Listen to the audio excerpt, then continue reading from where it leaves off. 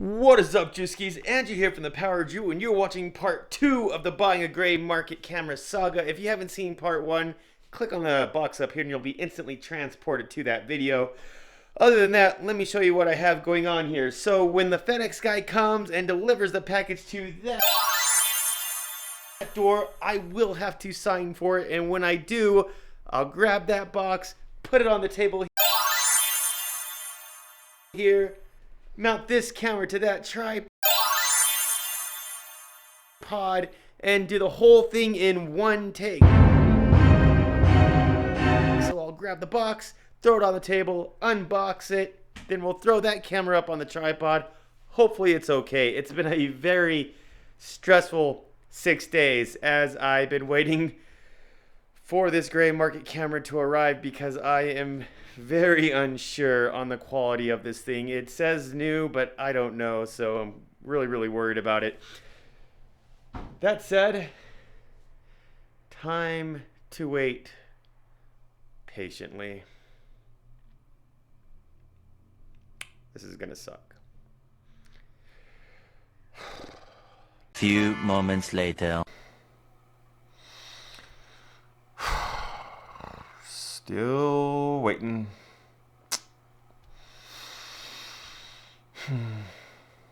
6.5 hours later. Alright, the FedEx guy just knocked on the door. He drove away really quick. I was supposed to sign for it, man. Alright, whatever. Well, here it is. It's probably like really blown out, but there you go. Let's get this guy up on the tripod here.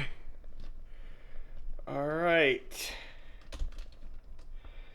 Here we go. Just put the light here. All right. So, unboxing this gray market camera. Let's do it. All right.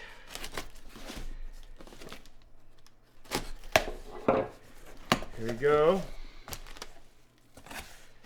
Okay. All right. Well, good news is we got what looks to be an XT4 box. Put that here. All right. So it doesn't have any like security stickers on it or anything, but at the same time, it doesn't look damaged. Oh, I guess right there.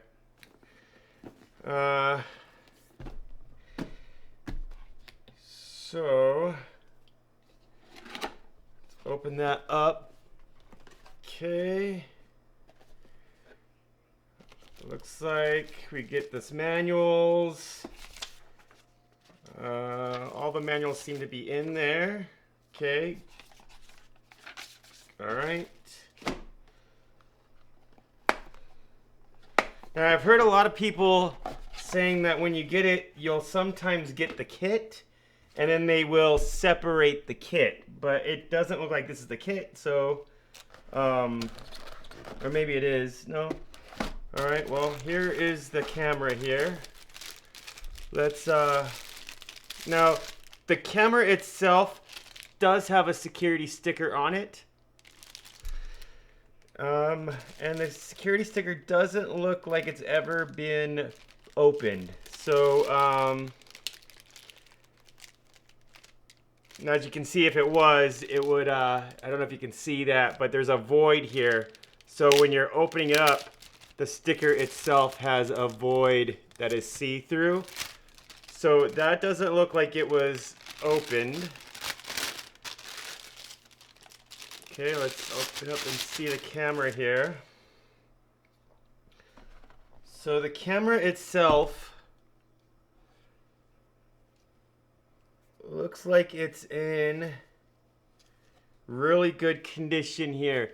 There's some things I like to look for is if there's any grooves or indentations, like if it had a plate put on there before. But other than that, that looks new. Let me put this off to the side here. Now let's see if we get anything else in here. So,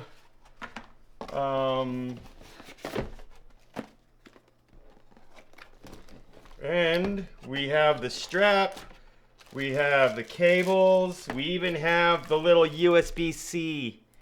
So, comes with a battery, even though the guy said it wouldn't. Well, I mean, he tried to upsell me on one, and then I said it comes in the box, right? And he said, yeah, but it's in there. So, that looks really, really good here. Let me put this together and throw this up on the tripod. All right, as that weird little white balance shift just happened, here's the camera. It looks pretty good. I went over the camera with a fine-tooth comb, and the thing is spotless. I have no doubt that the camera is new. I checked the EXIF data, 0 shutter count.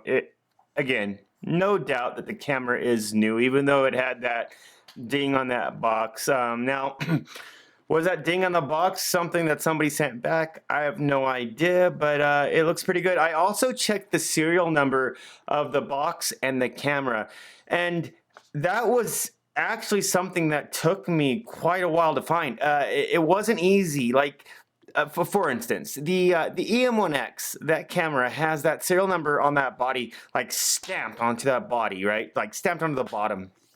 The serial number on the XT4 is actually in the SD card slot, right near the SD card 1 and 2 spot. And I literally probably opened up that SD card flap like 4 or 5 times until I finally found it. And so it was there. It all matches up. I also registered it with Fuji USA. Now, that doesn't mean that it has warranty, but it does mean that Fuji recognized that serial number as being this body of camera and stuff. So I don't have any argument against that. I also said that I was going to disclose where I bought this gray market camera from. And that was a company called Abe's of Maine, which apparently has been around for a long time. They sold out to somebody else, and that went all downhill. They do not have a good track record online. Like, horrible reviews, shady practices, absolutely. But in their defense, and I'm giving them this small defense, they do disclose in fine print that their cameras are a gray market, right? And I can't fault them for that. They do, right? If you're gonna buy a camera from anywhere that you maybe is not your go-to spot to buy, definitely read the fine print. And so it's there. It is, right? I also got the warranty. Now, the warranty cost me like $300, and that does have accidental coverage. It does last 3 years.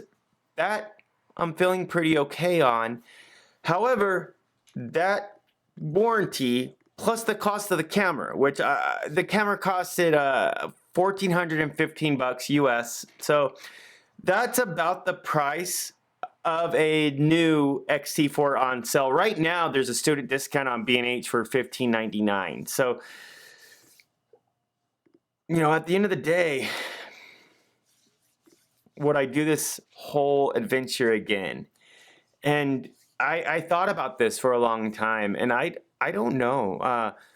I mean, if you're gonna spend a lot of money on a camera, let's say a C70 or an FX3 or A7S3, no. I think if you're gonna spend that money, don't go gray market, right?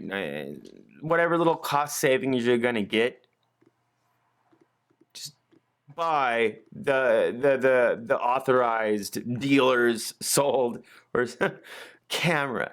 But with this camera, I had that money to spend, and I factored in the loss I would take if it was just completely bullocks, right? Just completely just trash. And so, of course, I don't want to lose that money, but I factored that in. So, yeah, I mean, I'm on the edge of it, guys. I'm not going to recommend you buying a gray market camera. Now, a gray market lens, on the other hand, I think is a safer bet. Right? I think there's less things going on in a lens. I think it's more sound, and I think you're probably more good to go. And there's also the fact of the fact that buying used, unless the company you're buying the camera used from has warranty, you're not getting warranty either. So you got to factor that in too.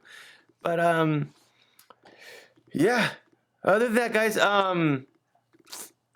man, what an experience.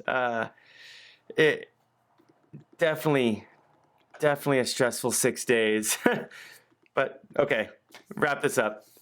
Guys, thank you for subscribing, liking, and all that jazz. I appreciate you guys 120%. The biggest thing that I love is the comments. And actually, the whole purpose of doing this whole channel was to spark discussion, was for those comments. And so throw your opinions, throw your arguments, you know, tell me what you're shooting on. Tell me whatever you love. Tell me what you dislike. Throw that stuff down, you know, like be part of the community, this small little community that is starting to evolve and mature. This it's probably my most favorite part. It is my favorite part. But yeah, so thanks guys. Appreciate you all. And I will be shooting an XT4. Oh, wait, that reminds me.